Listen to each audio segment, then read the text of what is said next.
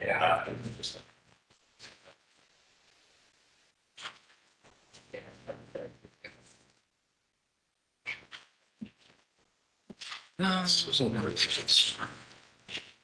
Yeah. I'll play it. Wait a minute here.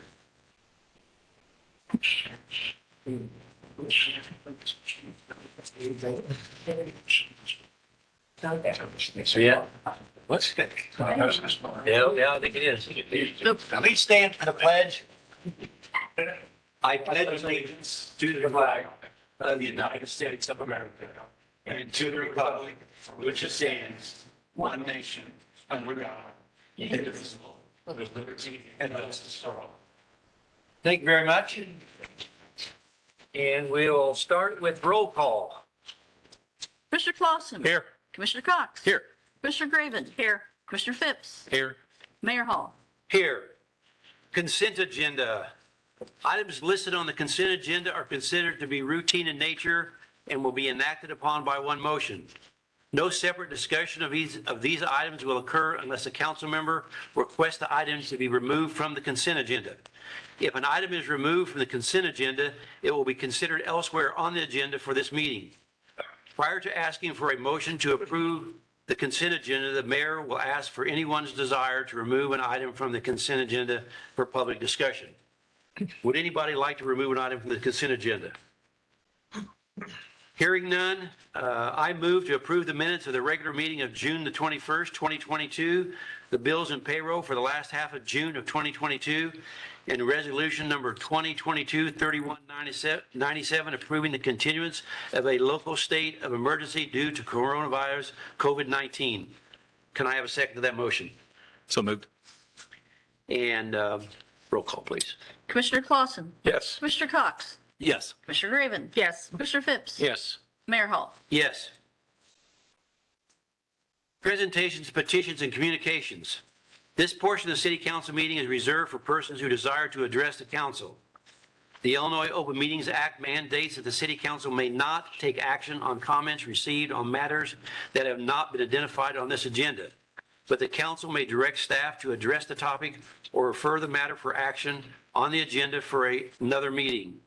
Persons addressing the council are requested to limit their presentations to 3 minutes and avoid repetitious comments.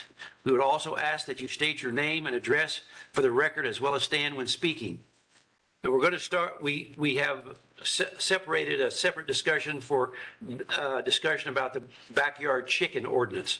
So we're going to do that last. Would anybody else like to address the council? Okay, please come forward to the mic.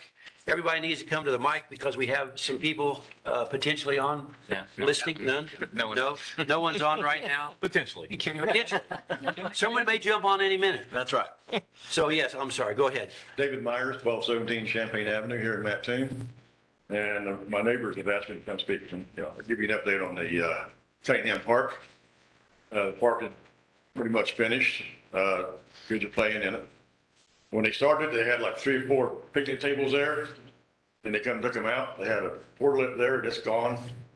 Parents are having to sit on the sidewalk and watch their kids to play on the playground. Or either that, they're pulling in facing east on the north side of the road, so they sit in their car and watch, which is wrong too. Right. So that's part of my awareness I wanted to bring up. Salvation Army brought their kids over one time. They haven't been back since. I haven't asked them why. Just thought you should know. The slides they got on there, I took my granddaughter there. You can't slide down. It's like sandpaper. There's not a smooth section on it.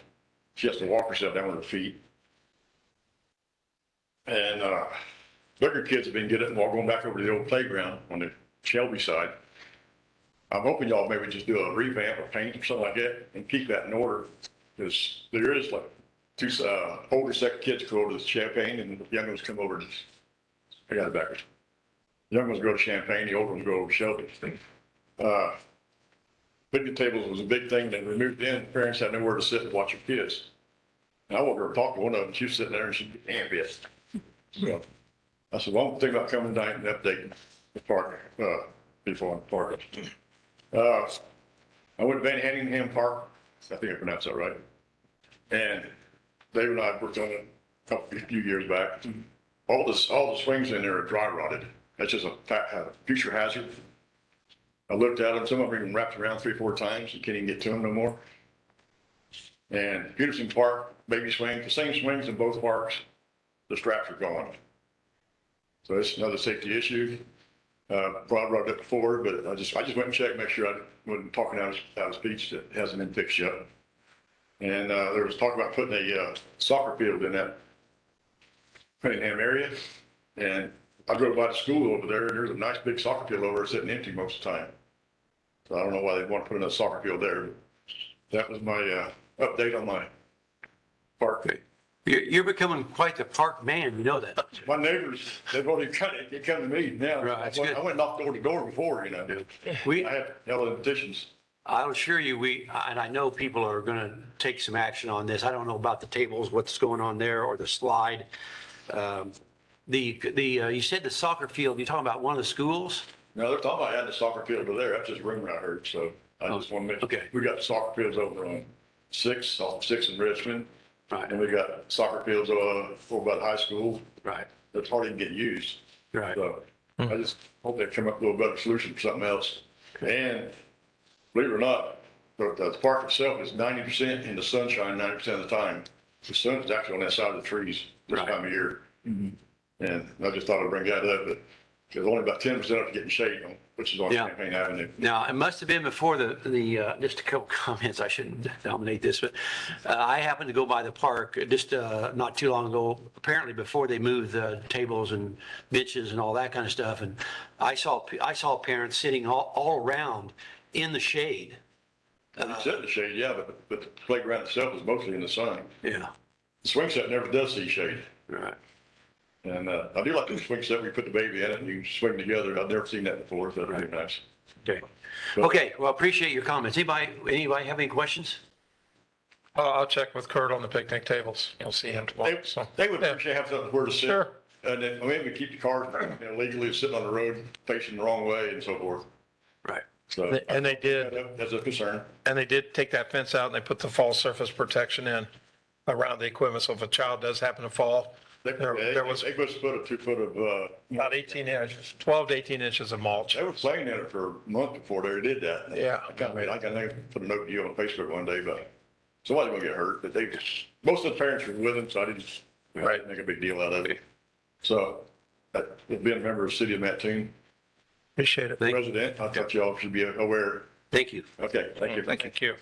And does anybody else in the public have any comments to say? We have another guest back. Yes, I just wanted to say as a mom, like. would you please come, would you please come up front? Say your name and, I'm Cassie Hall. I just was going to add to that a little bit. I've got 3 young kids who go to the park quite often, but the only one that I found that really has a good amount of shade to play during the day would be Peterson. So I know a lot of the other parks either don't have any shade at all, or it's not shaded until late in the evening when we're trying to do supper and baths and things like that. So Peterson is the one that we go to most of the time. It would be nice to be able to go to some of the other parks, but it's just the equipment gets too hot. So Right. I just wanted to. yeah. You might know that we did plant some trees at Cunningham Park.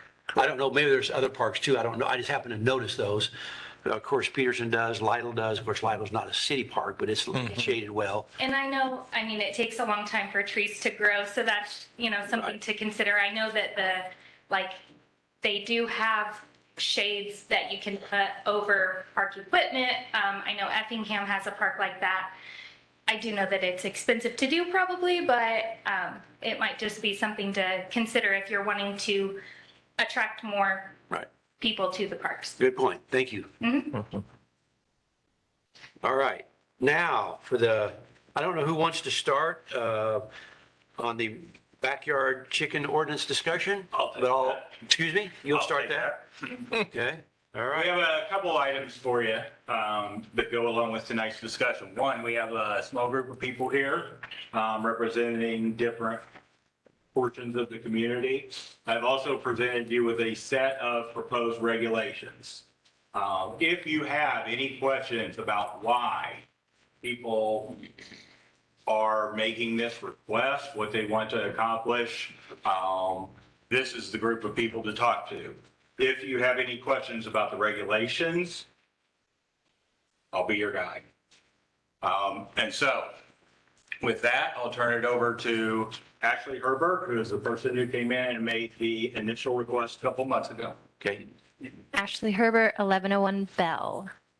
I'm here today just to expound upon the topic of backyard chickens, but this time I actually brought support from within the community. We have Fit to Serve represented here, the local FFA and 4-H as well, and also other members of the community who are interested in owning this livestock like myself. I don't want to say too much. I'll give them the moment this time around, but as I stated before, there really is a growing trend towards self-sustainability and a desire for that, and it might be for reasons like wanting to know directly where your food comes from, and the means invested into the chicken to make it happen, or it could perhaps stem from a desire for family enrichment.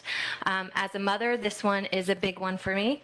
I'd like to use it as an opportunity to educate my children in this fashion, maybe just use it as a chance to instill in them a hard work ethic and let them see firsthand the dividends that it awards. There could be a number of reasons, honestly, but regardless, we just wanted to let you know that the desire for this is here, and I'll just turn it over to them. Okay, who's next? All right. Hi, I'm Kim Morrison. I'm the 4-H Youth Development Educator for the University of Illinois Extension here in Bowles County.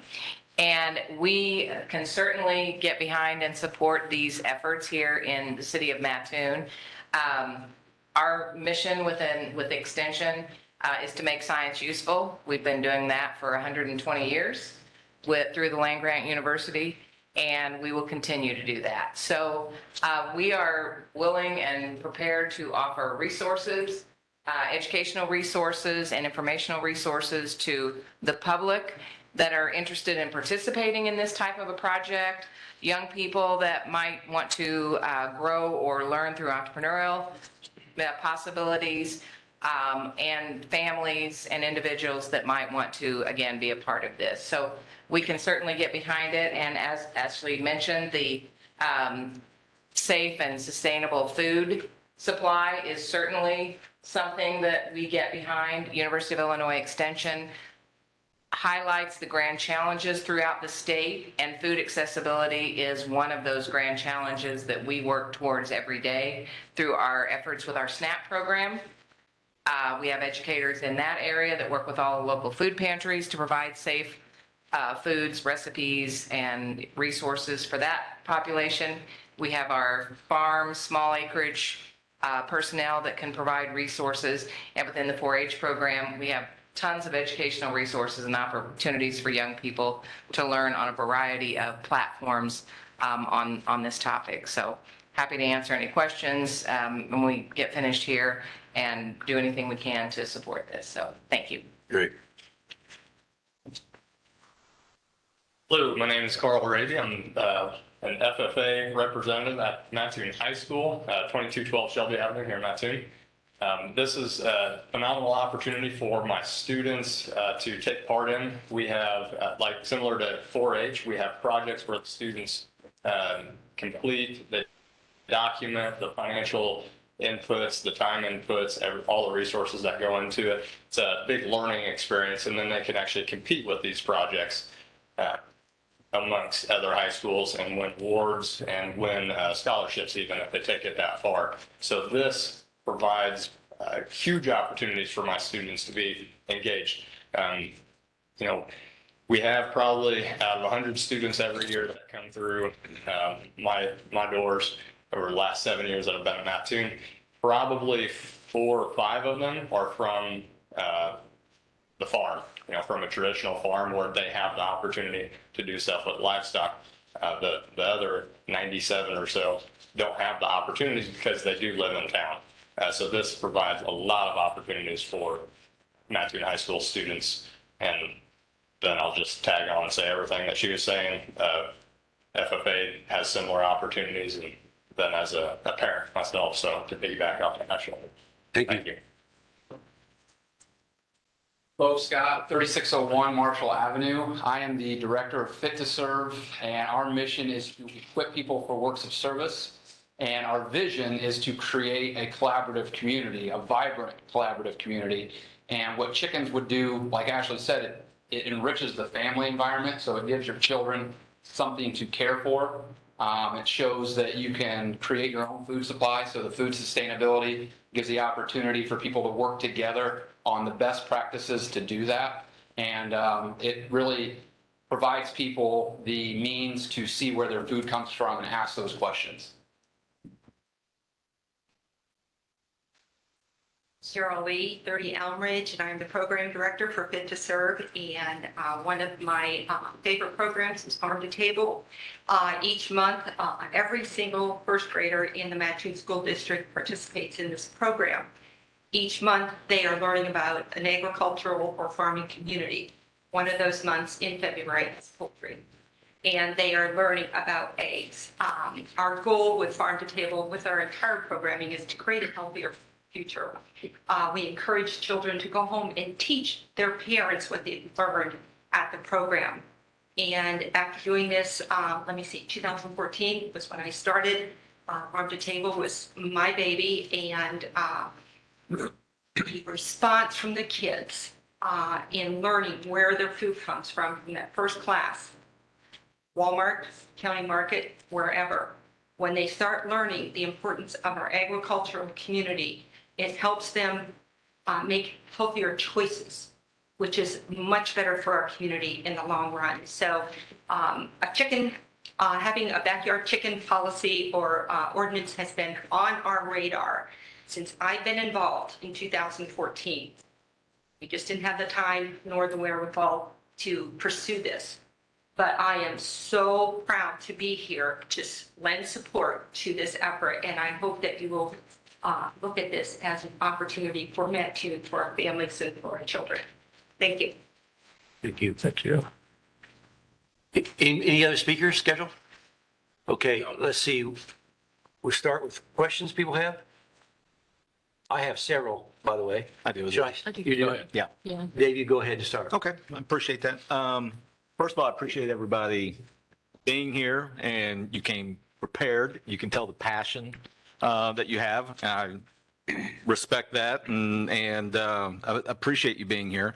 I do have some concerns, and maybe I can ask a few questions, and some of those can be alleviated. But first, one of the things I always look at on city council when we change or develop ordinances is I have no doubt whatsoever that the people in this room here are going to be very responsible chicken coop, sustainable owners, what have you. But we have to look at it as a community as a whole, and there's going to be those that do not have that same passion and do not be as responsible for things. That's one of the things that concerns me a little bit. Another is, and it looks like, Dean, you've done a lot of work on the ordinance here and those things, but who's going to monitor the ordinance and the making sure that the chicken coops there's a lot of detail in here. Who's going to go through the permit process, and who's going to, any complaints that residents have, is that going to be another nuisance complaint? Yes, I assume it would have to follow that all of our normal permits would have to go through the permit office. Pay your fee, build your thing, have it inspected, prove it's in compliance. And then the rest of the enforcement is primarily going to be nuisance complaints. But obviously, we don't have a person to go around. And we're struggling with manpower to do the nuisance complaints that we have now. So that's another concern, I guess, that I have. If this is a silly question, please forgive me because I just don't know. So educate me here a little bit. And I realize you have a chicken coop and so forth, right? But you also have some who may not adhere to that ordinance as much or as strictly as they should.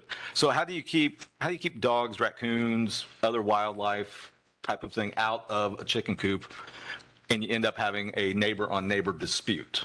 So there's a flight cage that goes around the chicken coop, and that is your primary predator protection. And so it's solid fencing at ground level, and then there's netting above it to prevent the birds from leaving the flight cage and/or from airborne predators from harvesting chickens. Right, okay. Like hawk. Okay.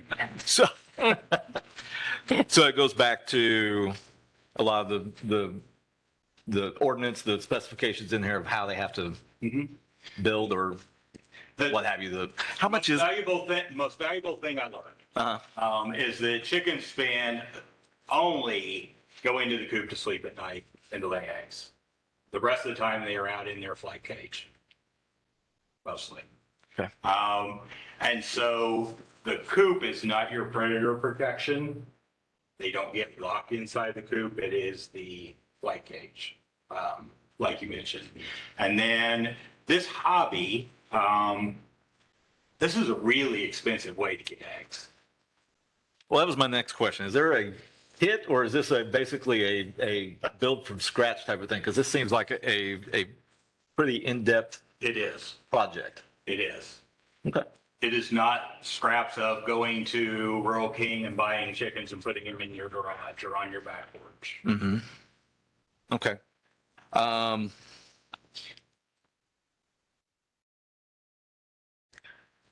So a couple of you had mentioned, well, Fit to Serve for one, been a fantastic group, and I sincerely applaud you all for those efforts. And so with that thought, then would there be an opportunity to have a public space for a chicken coop to teach those same lessons instead of having them in individual neighborhoods, backyards, and so forth?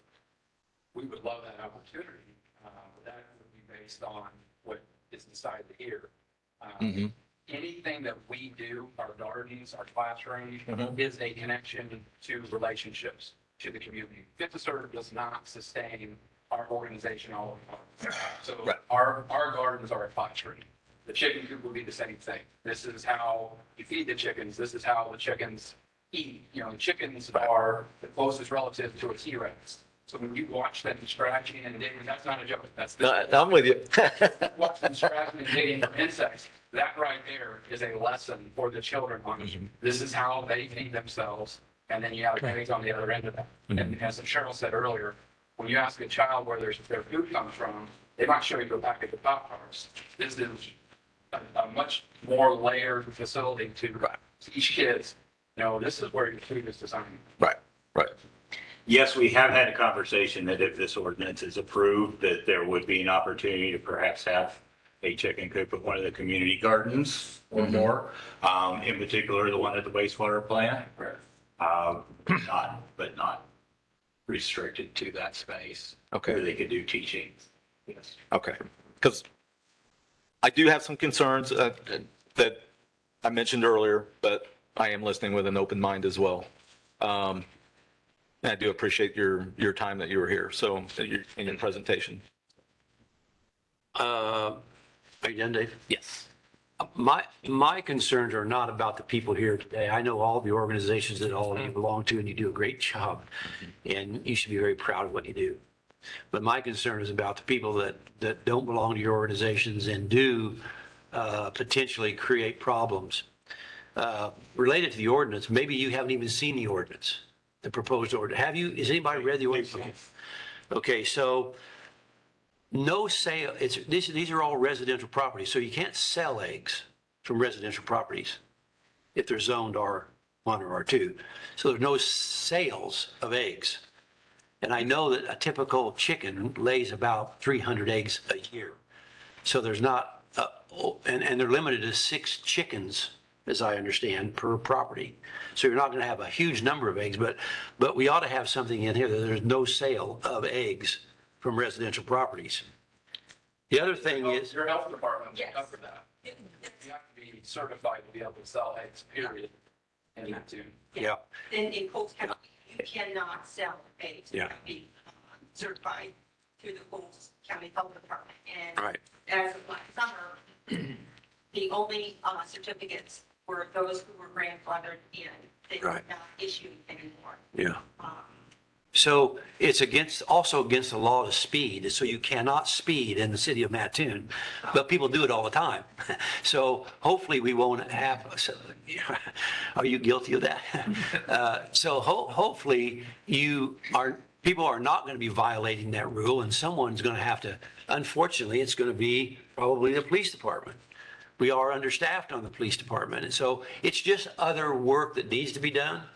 I'm not opposed to doing chickens in Mattoon as long as it's controlled and properly monitored. Yes, you had a comment. Well, as he was saying, this isn't just a $10 kit that you're going to put up and start raising chickens and harvesting eggs.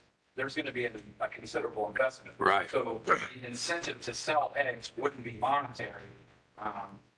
So I understand the concern, but nobody's going to throw up a coop and a run and start feeding chickens to make money selling eggs from 6 hens. Right. It wouldn't make Right. sense. And in fact, the cost of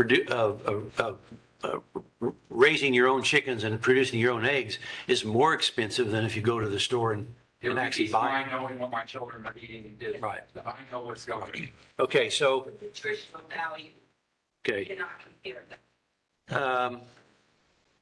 So when we have a property owner that's not the person that lives there, and the person that owns the property must sign the agreement. So who owns the chickens? Are we getting an agreement signed with somebody that doesn't own the chickens? How is that connection? Is the landlord then responsible for actually, how's that going to work? I don't So think- what I was saying there is that a renter cannot go out and get a permit for a chicken. Right. But you are, because you're saying here, as defined as the person to whom the property tax bills are mailed. Just because the tax bill gets mailed to that address does not necessarily indicate that's the owner of the address. So that would be totally off. Words that are in there. Right. Of course, is the reason that we're having a discussion and not a vote tonight. I'm not wasn't aware of renters. I guess renters at Lake Paradise, which don't fall under our jurisdiction, pay the tax bills. But anyway, the intention is for it to be the owner of the property and not tenants. Yeah, well, there's a lot of renters in Mattoon, and quite honestly, there's a lot of your students or people that you want to educate that probably are renters. But that renter cannot sign the agreement. It's the owner of the property that signs the agreement. Therefore, he's going to have to enforce with his renters what they do there. There's going to have to be some way to do that, because you can't go to the renter and say you violated the law or something because he didn't sign the agreement. Okay. Somehow that's got to be figured out. I'm just saying it's something that has to be addressed. When I wrote that, my intention was to say that only a property owner can get a permit. Okay? The person who lives there and owns the property, no matter what words I used. But then you do have cases where dad owns this is such a random small event portion of the, right? Dad owns the house where daughter lives, saying, could that person have a coop if they wanted? Sure.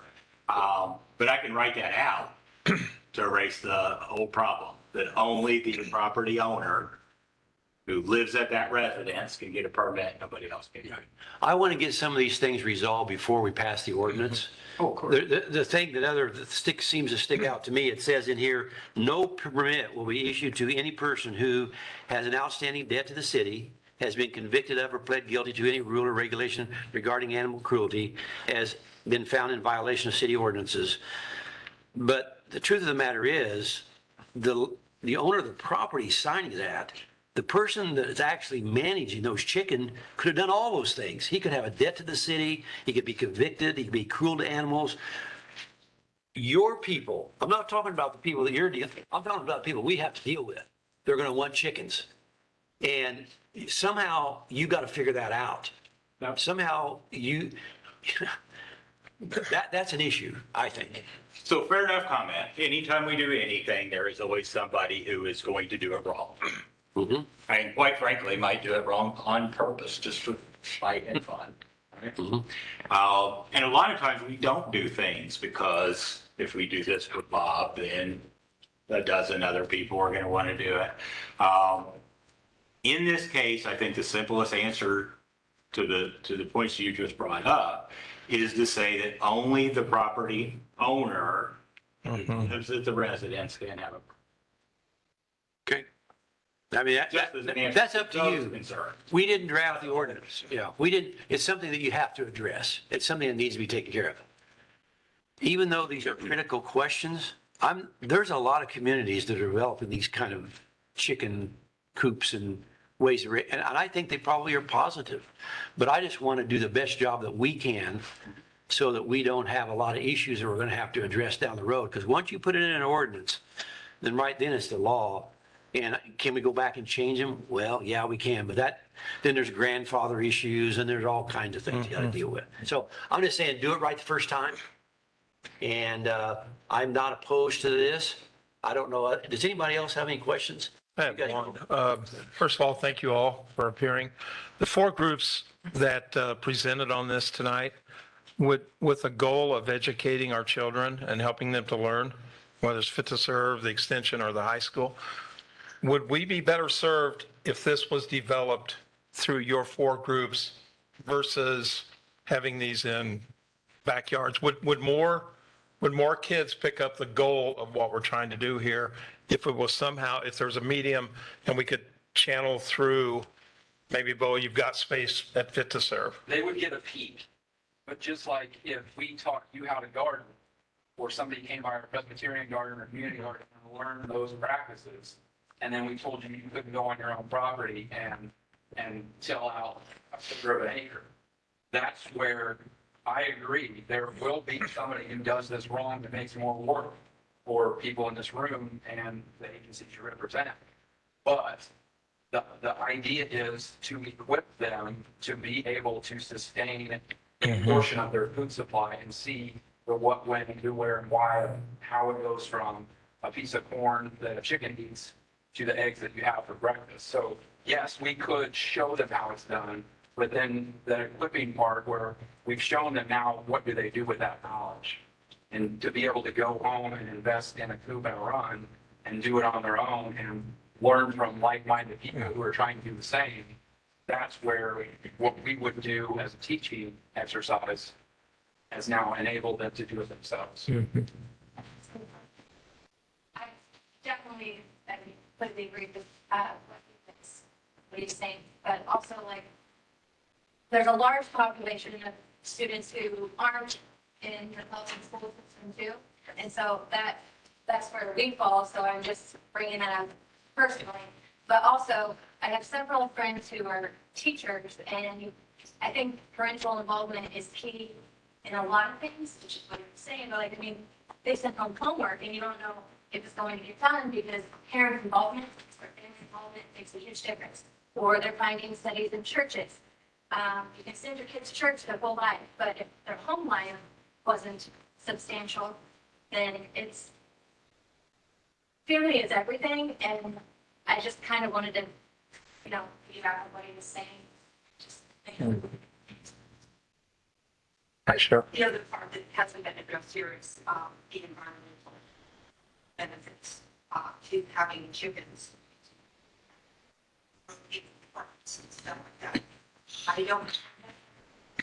I have just enough to be neighbors, but I do know that there are environmental benefits to having chickens, especially if you're into gardening.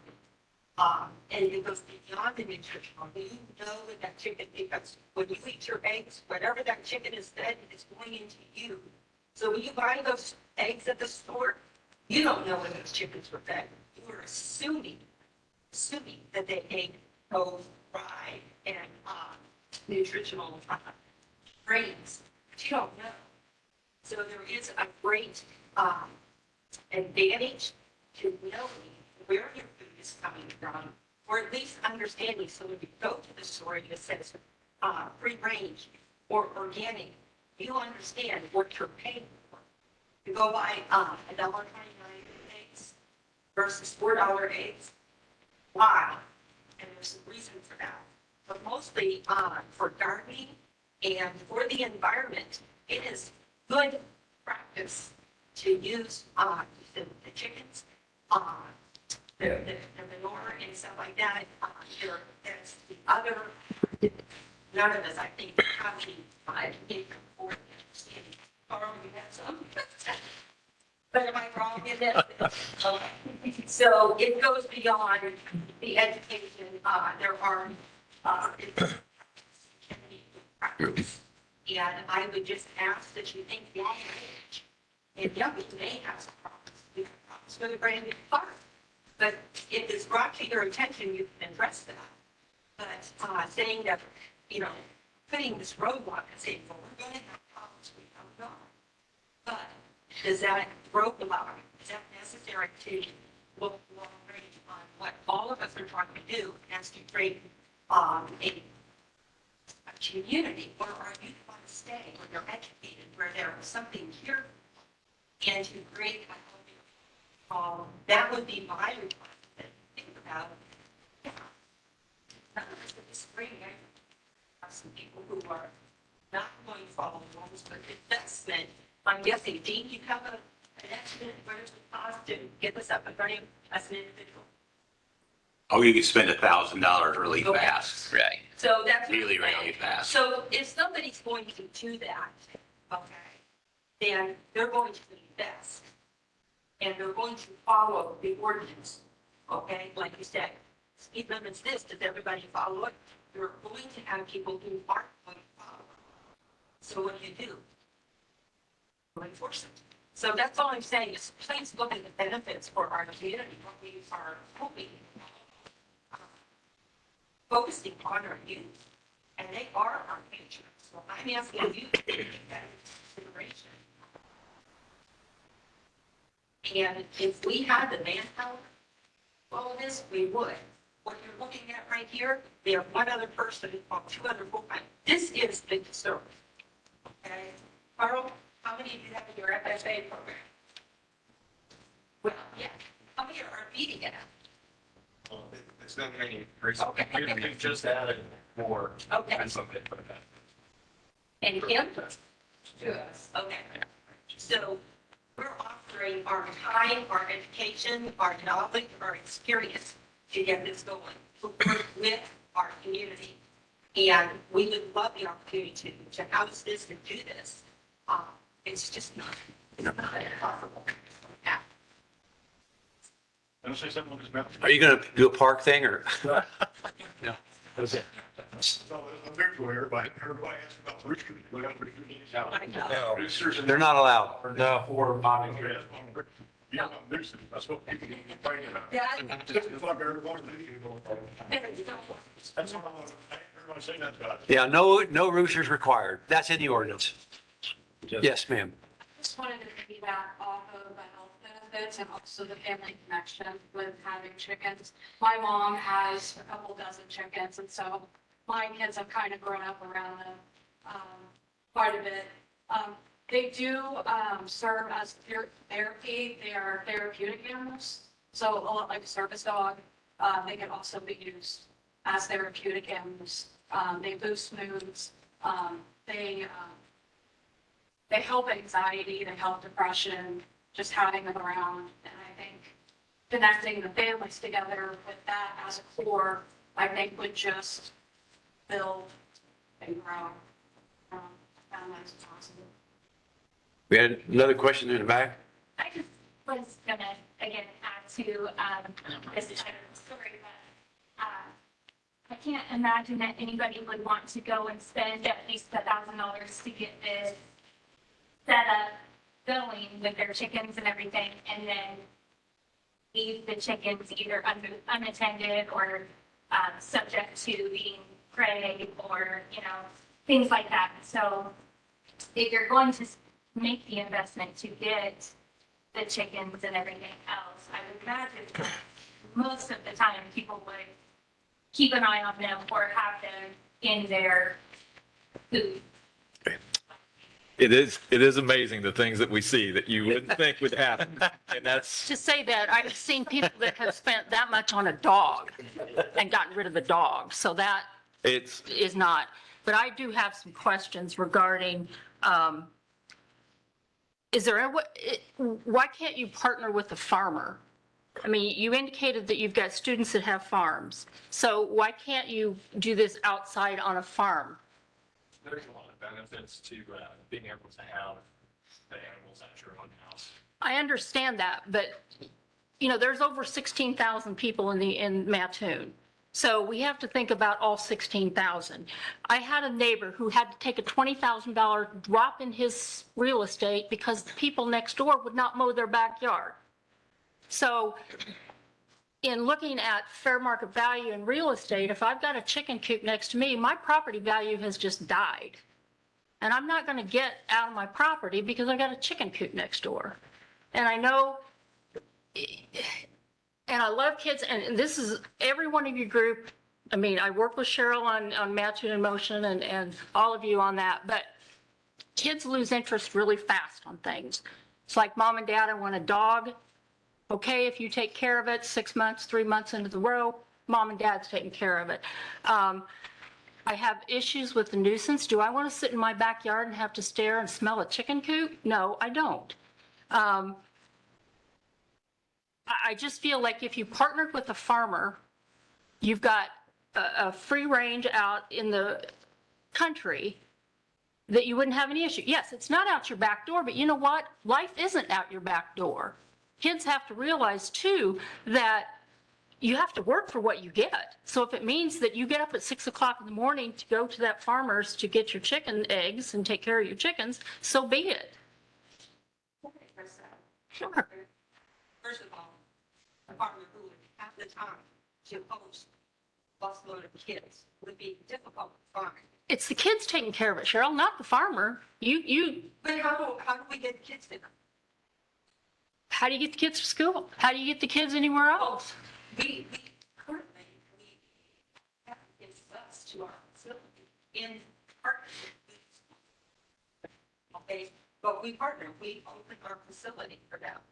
I mean, how do we find a farmer who is willing to give a day or once a month to take? See, right now we have 600, 700 kids in our own school. How does that tie that in? It's wonderful, but if we don't have an council ordinance that we can take our kids to, you know, it's a great idea. And I can't even. I mean, I'm right now trying to work with the school district just to do what we're doing with community bridges. And this to me is, first of all, for someone to invest $1,000 for a couple of chickens, they have to be serious about it. This is early. And disagree. I have a neighbor across the street who has dogs and pens. He's all within the ordinance. We sat outside and listened to the sirens bark all afternoon and squirrels. And I always no, that's his choice. Okay. But you have a choice and a right to your peace at your home. We don't have the manpower on the police department to constantly do this. The other option might be, and nobody's thrown this out there, is potentially a special use permit. That would give your neighbors the ability to, yes, I want it here, or no, I don't. That would be on a case-by-case basis. Because if we pass an ordinance, it opens it wide up to anybody and everybody. And I'm going to leave it at the theaters and parks, the meetings. Okay, you set up and park. So that's open to the public, right? Mm-hmm. It's to serve the public. 2 times, there were 3 police officers who came 2 separate times because of incidents, because of nuisance there. Mm-hmm. Okay, but we have how many parks? Should we shut our parks down because there is potential problem and we're short-staffed? Our officers were awesome. They showed up, took care of the issue. Okay, there were kids there. So we have another issue with safety at the park and sun. I'm just asking for an open mind that I can't imagine that there's going to be 1,000 people in that chickens. It's just the opportunity that they would have in other communities. And for us, personally, when we're investing in our youth, I'm looking at the future, looking at the and. Oh, it would please me for these kids to get out of their face in the cell phones and the computers to do this, Cheryl. I think the educational side of this is phenomenal to get kids back into it. But I also don't feel that, I mean, this is opening the gates to goats, to ducks, to any other farm animals. You're in town. And I mean, We're asking for goats or ducks or anything else. you're not, but who's the next group that's going to come in? At that point, but also I just want to direct you that said something about the smell. It's totally a valid question, and this is TMI. But if you Google it, an average dog produces about 7 pounds of excrement each week. 6 chickens is 5 pounds, and we're proposing that it's regulated. No one's asking dog owners to pick up their food. Not complaining about it. Not you personally, but people aren't calling complaining about the neighbor's dog food. Yeah, they do. Yeah, they do. Because I think, do we have not an ordinance that you're supposed to pick up after them? I remember. In our own yard. No. Not in your own yard, but other people's When yards. they're walking their dog, yes. But it's not food, that's one of the references. You're fine. That's not. So. And along with, there's some information concerning the noise nuisance. So the noise level of a dog barking is at 100 decibels. The noise level of a chicken squawking is at about 63. And a chicken will squawk, a hen will squawk during the time that they're laying an egg, which is up to 5 minutes. I would challenge anybody that has a dog at their house or next door to find any dog that only barks for 5 minutes a day. Mine does. Mine never barks. They do. She just doesn't bark. Anyway, so, it's, yeah, do they? But then again, You're not a rooster. What if you've got a dog next door to a chicken coop? Is that dog and going to be barking constantly at the chickens? I mean, They bark at the squirrels. well, that's true, but they go away. No, they don't. Okay. They run away, so. They go away with a little. Might I interject just a little bit? We've,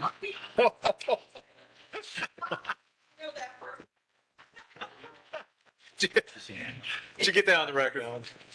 Take that. But I do know. we've had some good discussion. I would say that the city council is not coming in here being opposed to what you're doing, because I think generally we agree with what your objectives are. We think they're important.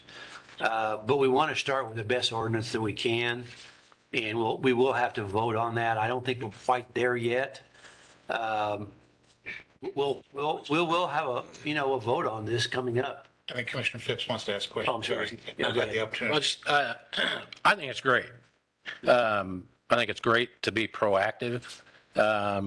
We're trying to move the community forward with a lot of different initiatives with Mattoon in Motion and other projects. Champaign has it. Muhammad has it. I think it's awesome. Am I going to go do it? No. I got a little bit more. I'm into the sustainability, but spend $1,000 on some eggs, maybe not. So I don't think, I appreciate the nuisance situation and issues. I don't think that's going to be to me, that's going to be a minor thing compared to what we have. How many fireworks do we have last night going off? Oh my gosh. And that still goes on and even more so. But I'm seeing, as far as the movement towards sustainability, is that why you're presenting it at this point? Just the growing need over the last so many years, or? His friends, Yep. our agricultural community, our farming species, purpose. Okay, there's a reason for that. We also are supported by family farm charities, and the whole mission is to support individual farmers, those family farms. Okay, there is going to come a time when we're going to have a food shortage, not scarcity or whatever. There are things that are happening. If you're following any of the trends, you think coronavirus was an epidemic. The next epidemic that's being discussed is lack of food, because it is being corporately purchased. So sustainability, yes, I want kids to know how to put something in the ground with the grow. Okay, the same way, their food, they know where their meat's coming from, their chickens, they need to know all of this. If we're going to have a healthier future, if we're going to have less health concerns, we're absolutely pleasing ourselves and our children, okay? Because we're not teaching them to look at the ingredients that's on the box of cereal, okay? And that's, I am very passionate, I'll get off my soapbox. That's why I've been doing this since 2014. Our first graders come in September and are given 11 letter words, ingredients. They can barely spell their names or write them. When they leave in May, they can look on any package and find the word ingredients. And they now know that everything that's listed there is going into their lives. And they also, at the end of the year, know that the bad things are coming out. Okay? They are understanding that it's important to get nutritionally sound food, but we need to know where it's coming from. So yes, sustainability and the family unit into a safer mode, you know, that health issues. We could probably come up with a giant, Yeah. giant list of benefits. Yes. Can we, I wanted to kind of wrap this up. I think we've had a lot of good discussion. Do you, anybody from your group have any final comments you'd like to make? Other than Cheryl, I don't want to get her started again. Should be listening to it and not having an app workout and laugh at some of the things you suggested with a chicken being a service animal as far as therapy, but we did not shoot from the hip on any of this. We researched, is this a benefit? We understand there will be concern with having worked with an already spread thin staff. But we feel like for our community, this is the best step forward in this instance. I do have one more question. Yes, go ahead. Actually, this is going to be geared towards Dan. Okay, so we have a violation. Is this a city ordinance that goes to city court that continues to get put off, a lot like the Quackenbush issue? Well, it depends on how you draft the ordinance, first of all. Will there be penalty phases? Will there be just a fine? Will there be something in there that can make them, people that don't maintain a chicken coop in a proper fashion to clean it up or lose their permit? A lot of it is how this gets drafted and how severe the penalties are. The general default penalty is a fine in our city code, but you can always make a more specific penalty.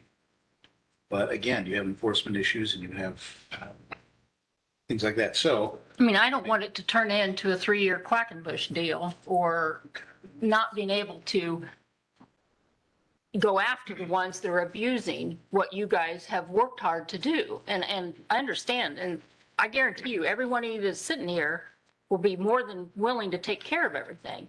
But it's the ones that don't. I mean, you can drive around town, you see yards that aren't mowed, you see junk piles. I mean, between Western and Broadway, with Quackenbush and right over here on Richmond, grass is taller than me. If we've got nothing to go after these people, then this community will just turn into a big cesspool, in my mind. So unless we can draft it to where we've got some teeth to, you abuse it, you're done. Yes, sir. Yeah, okay, it's two things. We kind of got talking about the kind of barrier to entry for this thing. Said it a couple times. Teams done a really good job of drafting that up. So like rural teams, that was some hoops that are like $300, $600. They don't meet the specifications that he's laid out in his ordinance. So there are chicken coops that are like cheap and janky. His ordinance kind of, it's worth that. So it does have a high barrier to entry. So we're already meeting out quite a few people with that. And I guess that's what. Okay. Any final questions anybody have up here?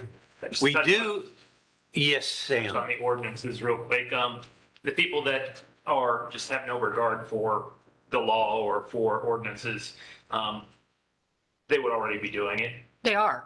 right? I know several that already have chickens and ducks in their yards. So passing this ordinance isn't going to prevent what's already being done illegally.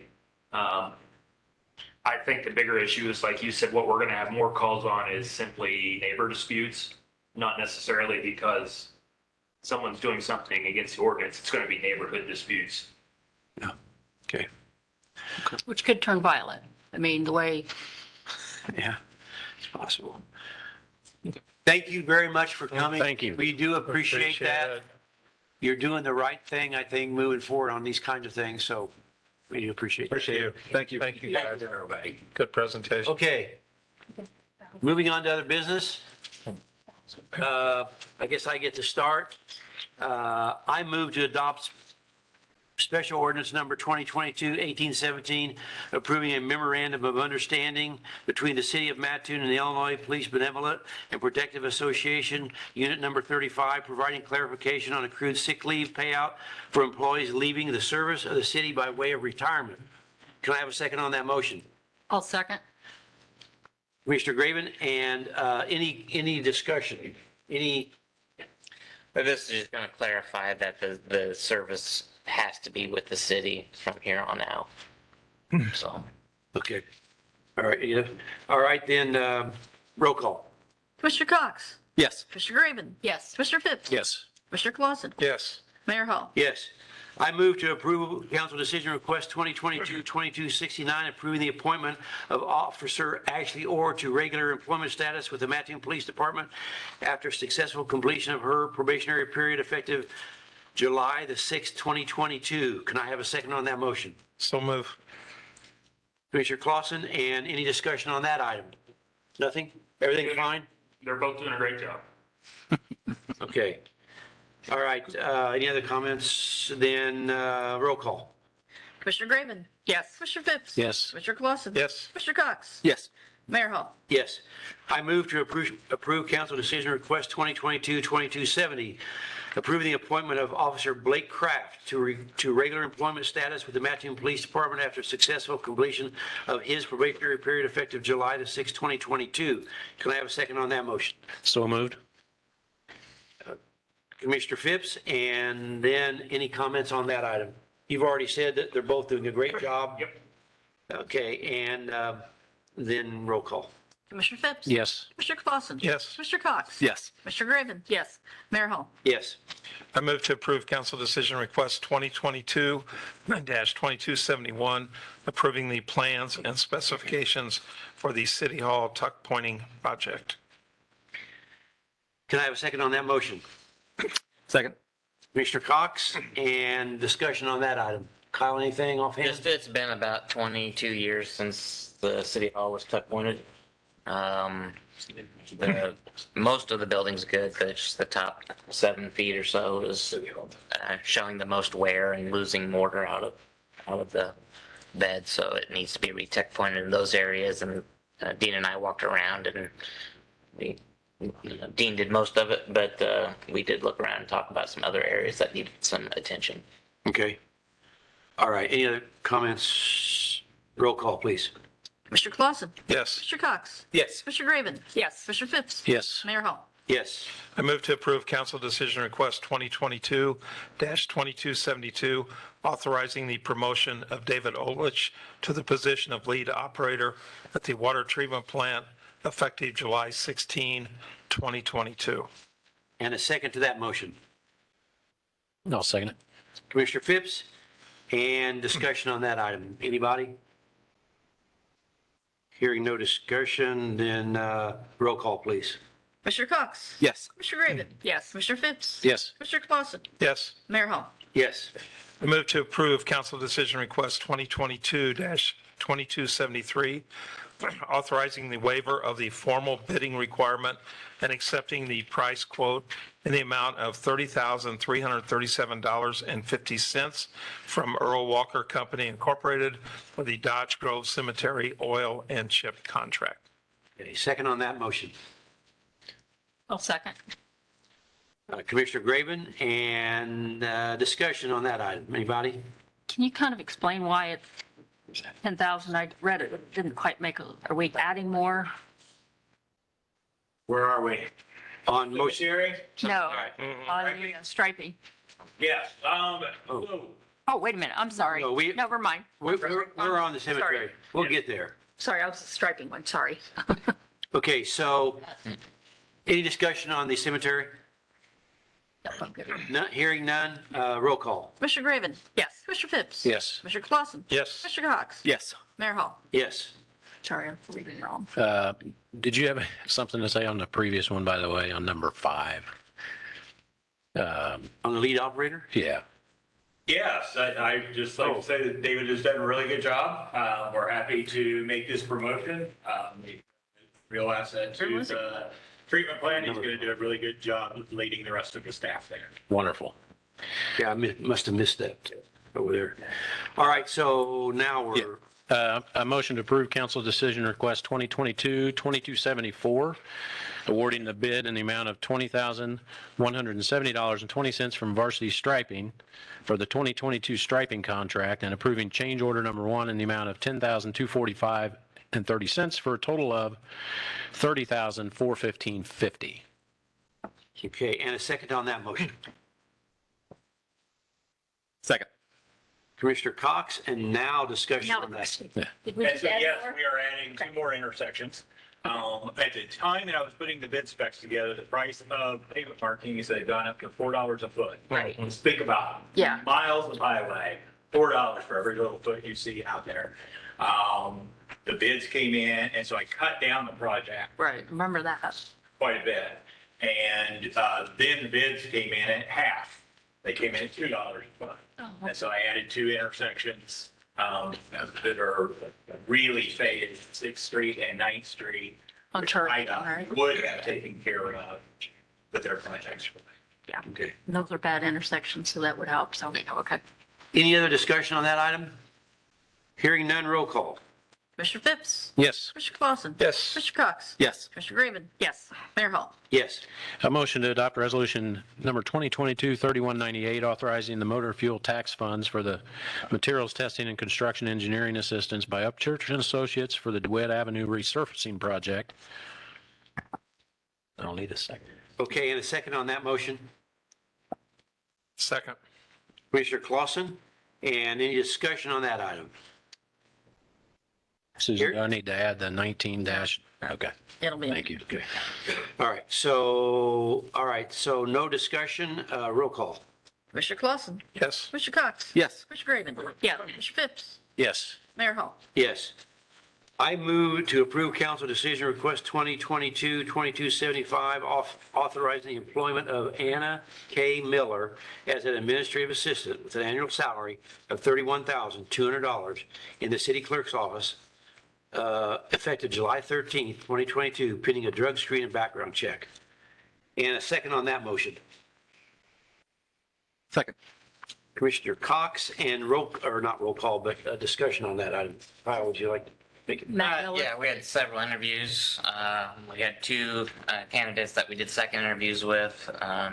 Anna was the one that we felt was the best fit, and so we went ahead and started the background. I don't know where PD exactly is with that, but then we know we sent that to them last week, so they're started on that. Looking forward to getting her here. Is this Matt's wife or the owner of Matt Electric's wife? Yes. So how is that going to affect any business that we do with that company? I don't know if I want to explain that, but they may be not being a part of that business anymore. We'll put it that way. Okay, so any other comments on that? Questions on that? All right, then roll call, please. Commissioner Cox? Yes. Commissioner Graven? Yes. Commissioner Phipps? Yes. Commissioner Clausen? Yes.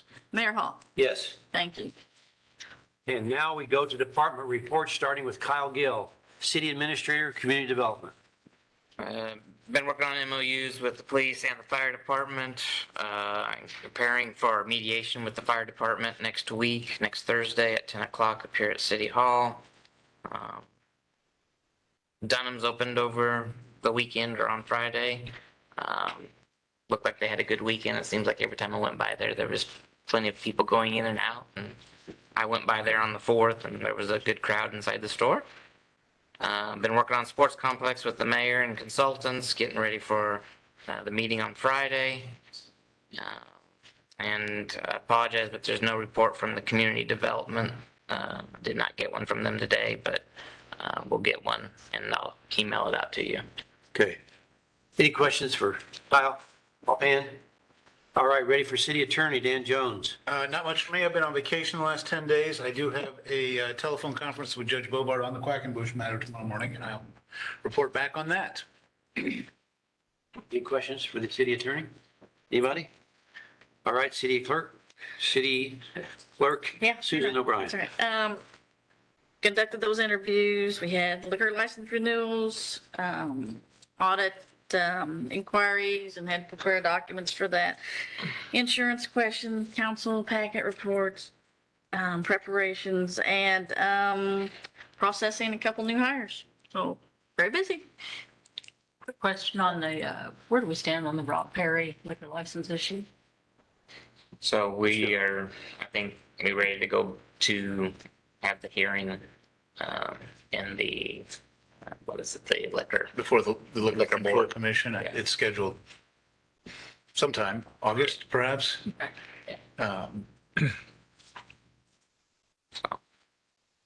Okay, any other questions on that? All right, finance. That's right. So on June 24th, we received the first installment of property tax. That's over $951,000. I was surprised it came in the month of June and not July because the bills were late going out. Audit field work will begin on July 25th, and they expect to be out here for 3 weeks. Revenue tracking through June 30, report is complete through the end of June, so for the first 2 months of the fiscal year. So property tax are down slightly from the prior year, but I think that's just a matter of timing. What's been paid has been what's been distributed. Utility tax is up, income tax is up, video gaming slightly down, use tax slightly down, sales tax slightly down, telecom tax slightly down, and replacement tax up. So overall, compared to the first 2 months of the year prior, we're ahead. Unrestricted cash in the general fund as of today is just under 8.7 million, and June 21st it's 8.8 million. So like I said, it fluctuates throughout the month based upon when we get distributions of shared revenue from the state. And that's all I have. Any questions for Beth? I just want to, if we started collecting the gaming terminal, that went to what, 250? Yes. Was that Yes. July 1 and are we collecting it Yes. Yes, we are. now? Okay. Okay, any other questions for Beth? And Public Works, Dean Barber. I'll just say that work starts on the new camera system at the depot next week. And then I'll be quiet because I think I've probably used all my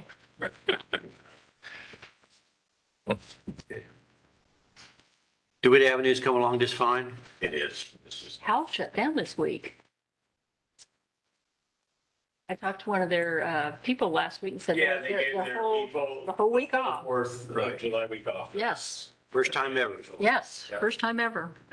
It's a test. They're going to see how it works out.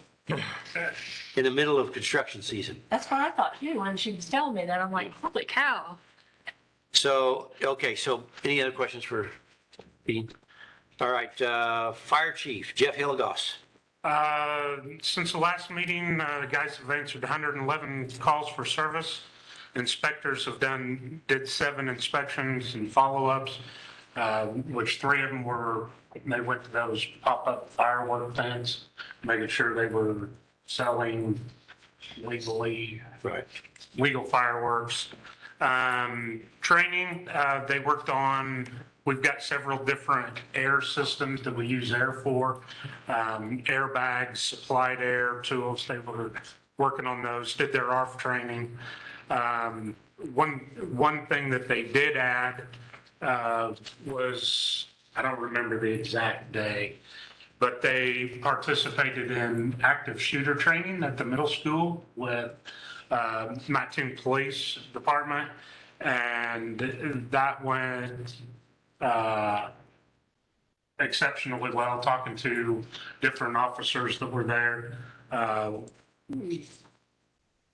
Just if, I hope it never happens again, but it is such a relief to know that the two departments are working well together again. That I think both sides benefited from the training. So the last thing I want is our town to be on the news again with bad tactics and decisions that were made, like it's happened in Uvalde. And just great for both the fire and police guys to, you know, begin working together again. They also did a show and tell and a fire safety talk at Stepping Stones, 4th of July, other than the absurd amount of illegal fireworks that were going on in town over the past week. Amen. There were no major incidents on my end. Had one minor wreck behind the hospital last night leaving the fireworks, but that was it. Our image trend, our new reporting software, we went live with it July 1st, and I'm pretty excited. We're working through some hiccups, some learning curves, but the opportunity to get our inspectors, city inspectors with permits and everything, all able to work together and communicate better, I think it's going to be a great asset for the city. So that is all I've got, unless anybody has Questions? Okay, Mattoon Police Department, Chief Gaines. In the last 2 weeks, 1,250 calls for service, 33 arrests. Not this past Saturday, the one before that, we had our testing to establish our new hire list. 12 of those passed everything, and so we have a new hire list of 12. Appeared to be pretty good candidates on it, so we're happy with that. Mattoon Pistol Range, by state mandate, the berm that we shoot at has to be built up 5 additional feet. It has to be 20 foot. Ours was sitting at 15.5, so dirt is being dumped to the top of it now. So it's good to get that out of the way. It's been 3 years since the state came to us and told us that this is going to have to eventually be done. But it's looking pretty nice out there, and we'll be within state guidelines. Good. Any questions? Are you done? Yeah. No, you don't have to be done. Well, I'm just wondering why when the folks were talking about the chickens, no one asked the question that was on everyone's mind. Oh, don't. Which came first? Yeah.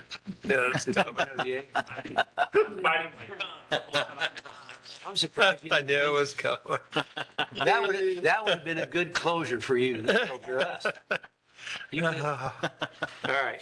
You recently had testing. How many is on the list now? 12, we had a little, I think it was 22 fill-out applications. 14 showed up, 2 didn't pass, so yeah, 12. So 12 on the list. That's pretty good. That is good. So you should give some pointers to your friends. So why is that? We have 22 applicants, and Chief, how many do we have on the last? We had 2. One was eligible. Because they don't have to be a paramedic to be a policeman.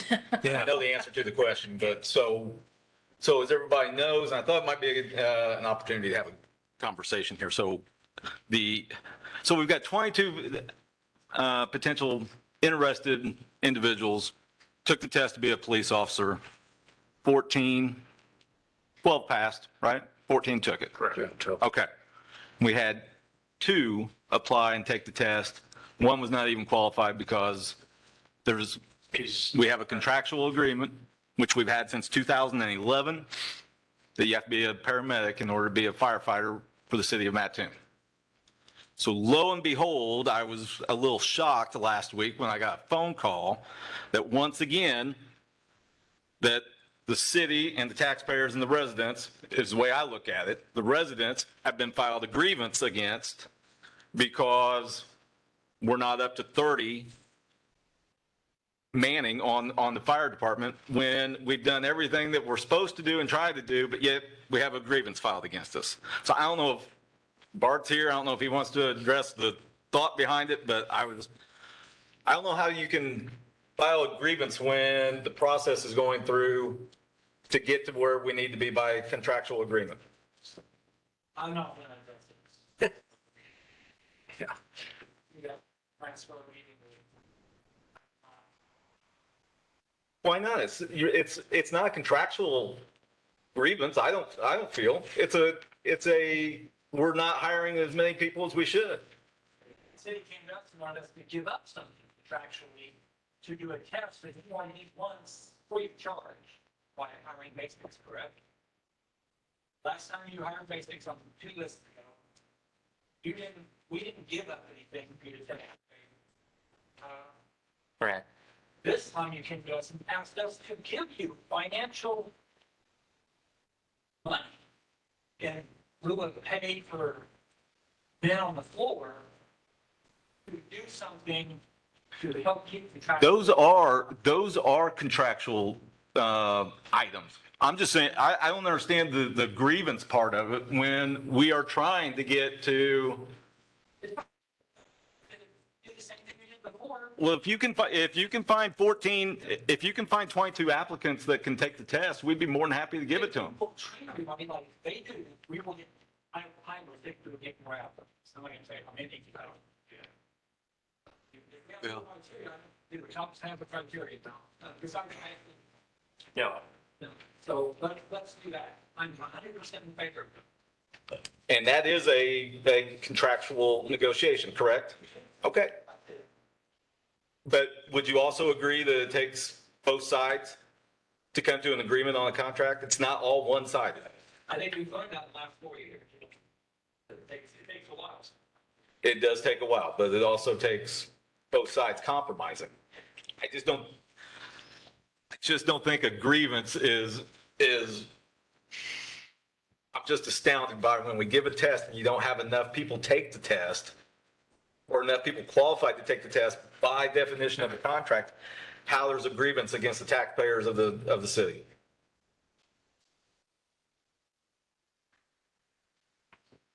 Okay.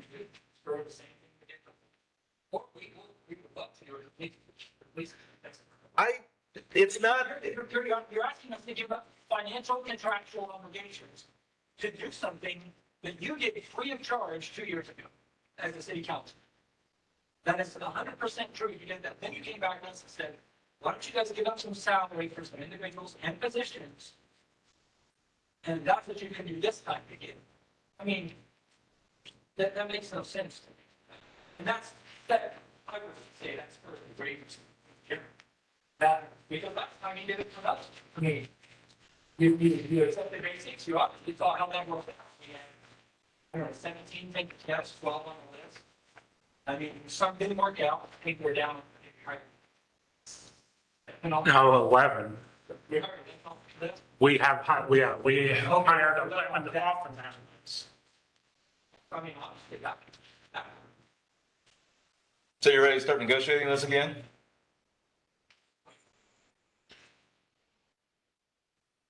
Okay. Any other questions on that item? Which come first, the chicken or the egg? Yes. Yeah. Okay, so, where were we? Angelia. What's that one? Angelia, okay, I'm sorry. Yeah, all right. 4th of July was seamless. It was a hot day, but the parade, we had pretty good weather during the parade. We had I think we ended up at probably 30th, the 31st block of Western in lineup because we had people come in extra at the end, which was tremendous. So huge parade, huge gathering of people to watch the parade. And then fireworks. This is the first time in a long time we haven't had to watch the weather super closely. It cooled down considerably once people get out there. One thing, I don't know the numbers yet. Usually we get together and talk to Andrew about what he thought the numbers were.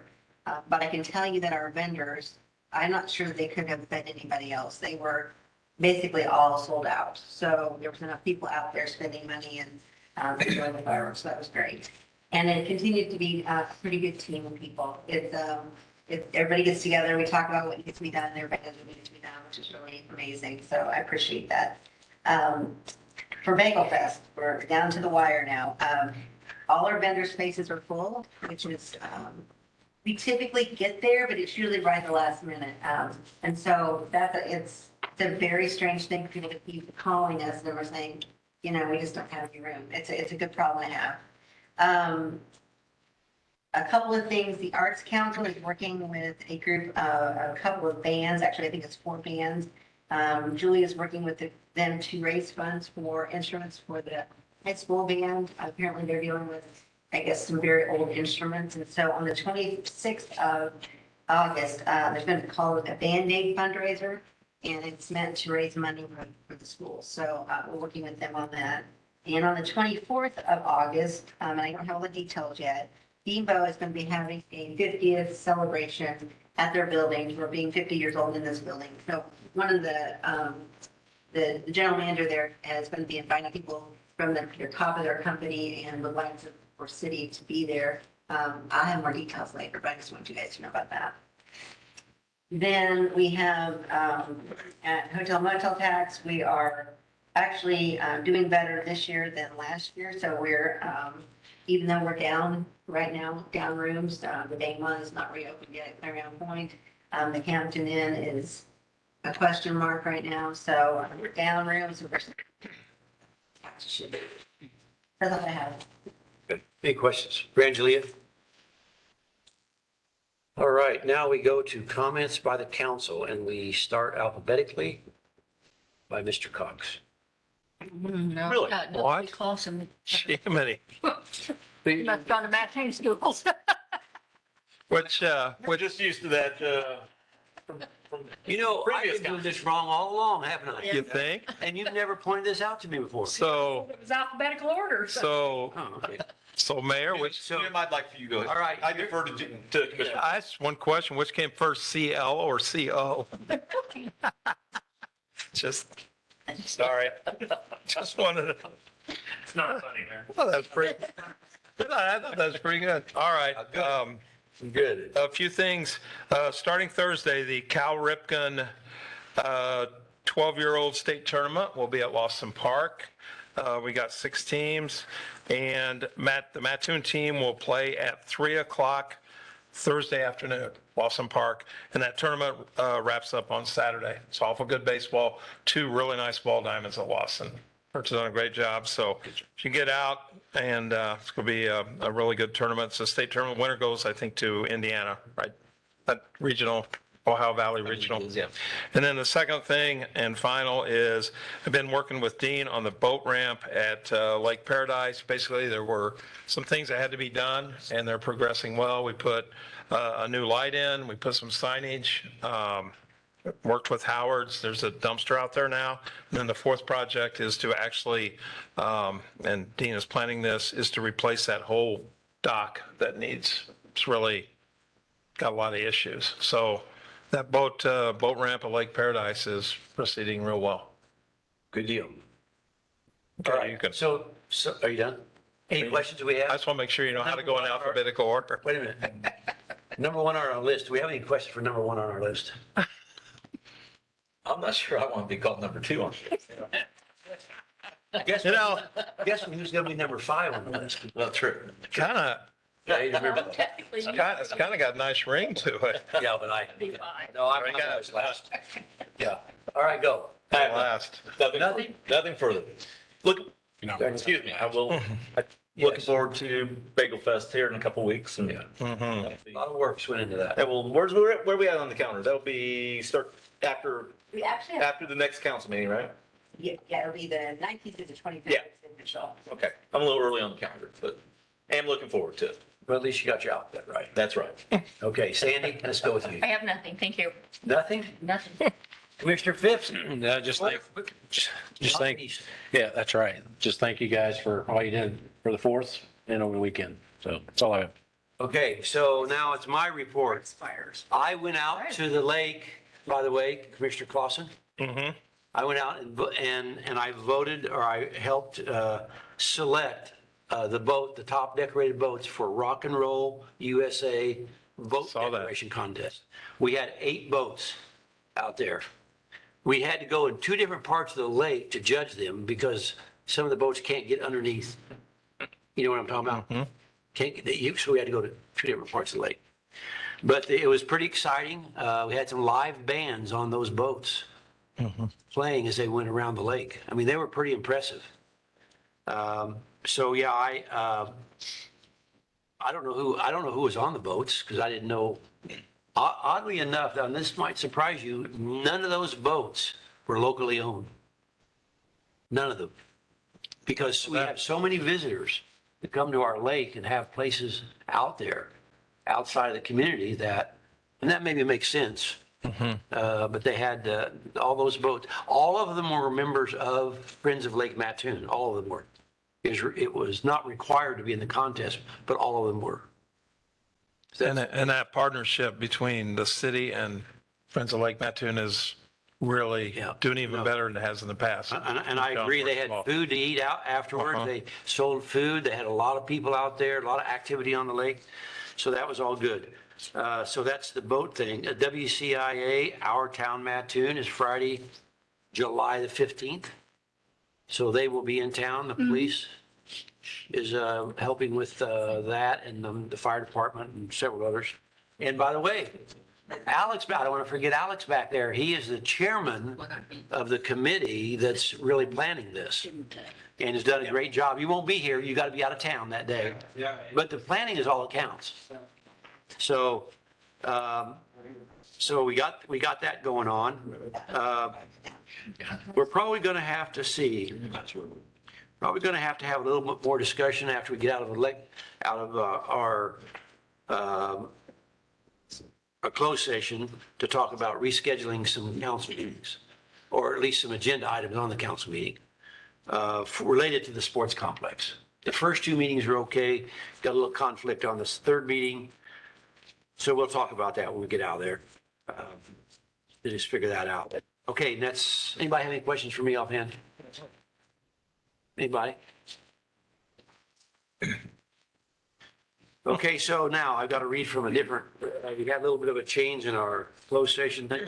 I move to go to recess to closed session pursuant to Illinois Open Meeting Act for the purpose of the discussion of the appointment, compensation, discipline, performance, or dismissal of specific employee of the city or legal counsel for the city under 5 ILCS 122C1, collective negotiating matters between the city of Mattoon and its employees or representatives, or deliberation concerning salaries or schedules for one or more classes of employees under 5 ILCS 122C2, and litigation which is affecting the city and an action is probable or imminent under 5 ILCS 122C11. Can I have a second on that motion?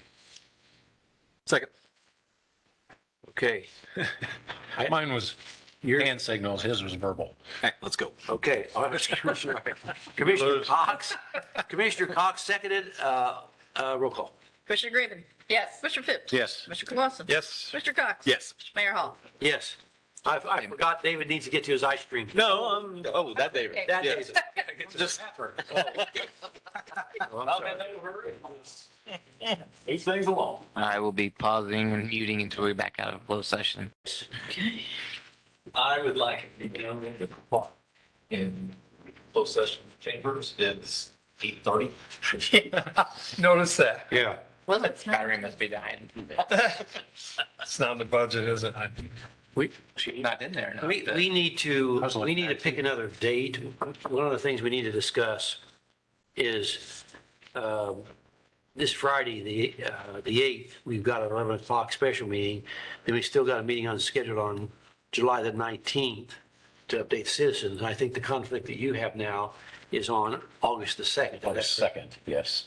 So, Right. and then that's. Council meeting, right? It's a regular council meeting, Okay. yeah, those, the July the 19th and August 2nd are both regular council meetings. I don't know, I mean, we don't have to have everybody here, but it seems like we ought to try to have everybody here for that vote to move ahead or not with this sports complex. But one of the things that's important to understand, that's not a final thing there. That meeting on August the 2nd, when we take a vote on a city resolution, is not a final vote. There's other things that have to be done. And that'll all be explained on Friday, what really has to transpire. So even though there's a resolution to move forward on it, it's not final for several reasons. But anyway,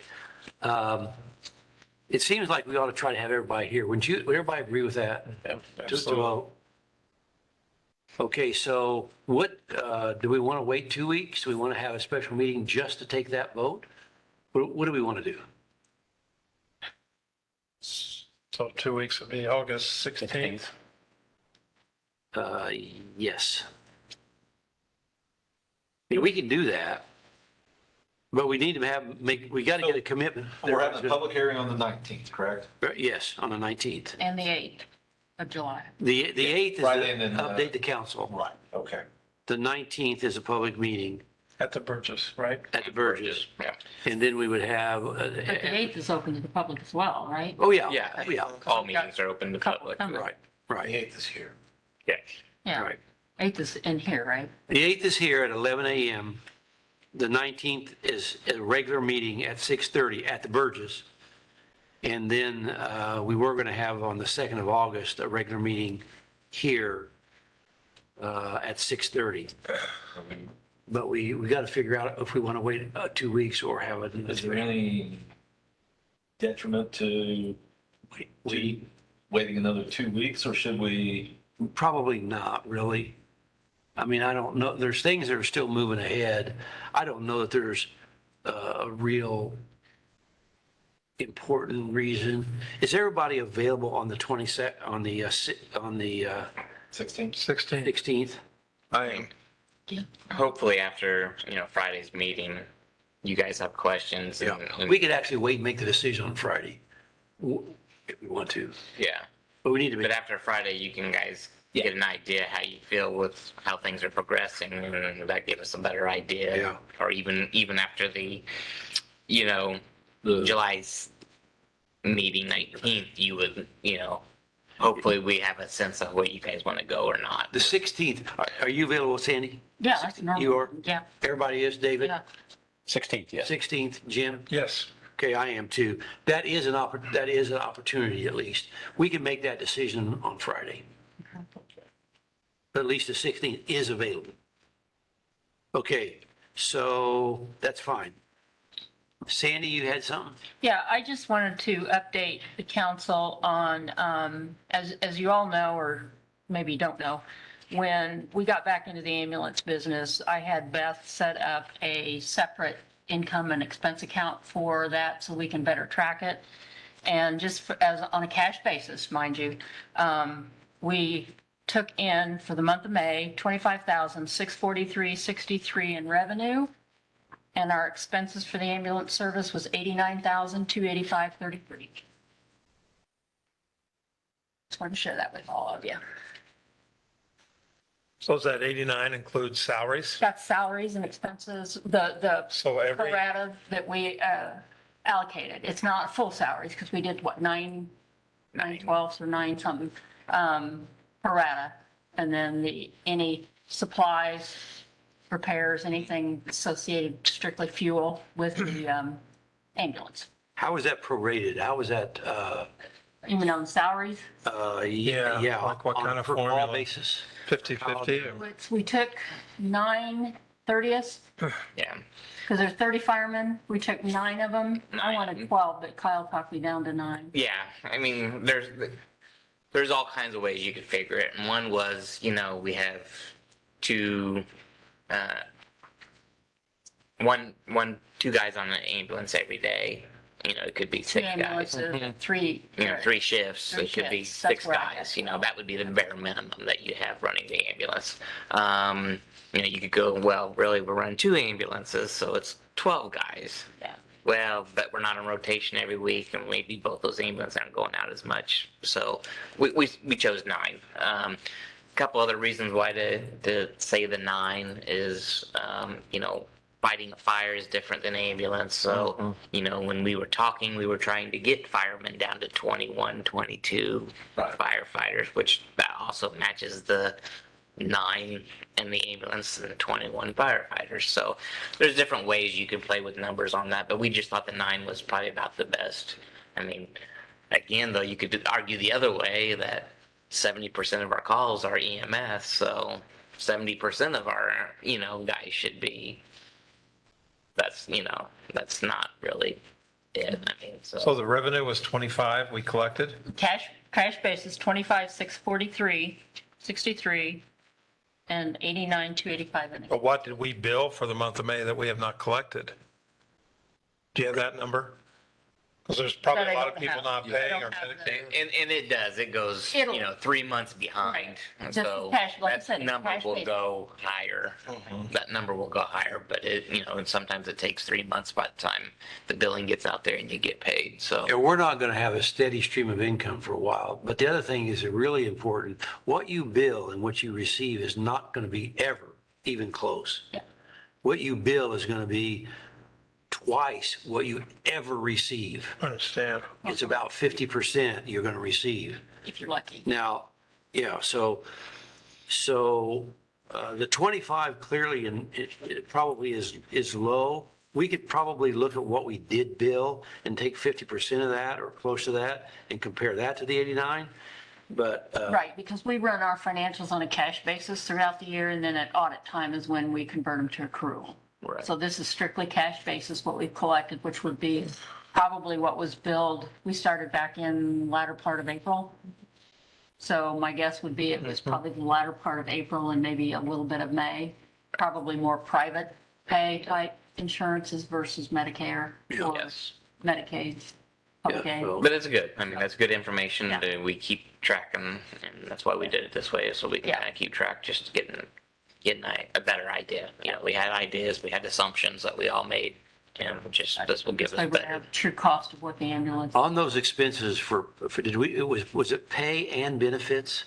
Did we try to? I don't think benefits are in there, or are they, Kyle? I think they are. I think it's pay and benefits for 9. Including pensions? Yeah. Including pensions. That would make We tried to put numbers in there, and of course, there's also, any ambulance repairs and stuff like that. That would be in there, plus fuel cost. We, Alex at Public Works has, we know what weeks they're on rotation, so we're keeping an eye on the fire trucks that go out with each and every one of the ambulance. Part of that is being allocated this as well. So we are keeping a true cost of what the ambulances cost. Okay. So. All right. Thank you. What else? Anything else you want to cover tonight? Can't vote on anything, but any other comments? Would you like to make a motion, sir? No. Oh, okay. What were you going to say? Mr. Mayor, I'd like to make a motion to adjourn. Okay. We have a second? Second. Second, and that would be a C with a CL. not a CL, PO. yeah. Let the CL go first. And then let's just do roll call. There we go. Commissioner Phipps, Yes. Commissioner Clausen. Yes. Mr. Cox, Yes. Commissioner Graven. No. Mayor Hall. Yes. That's it for the meeting. What? I've never. Meeting adjourned. Longest one I've- Real.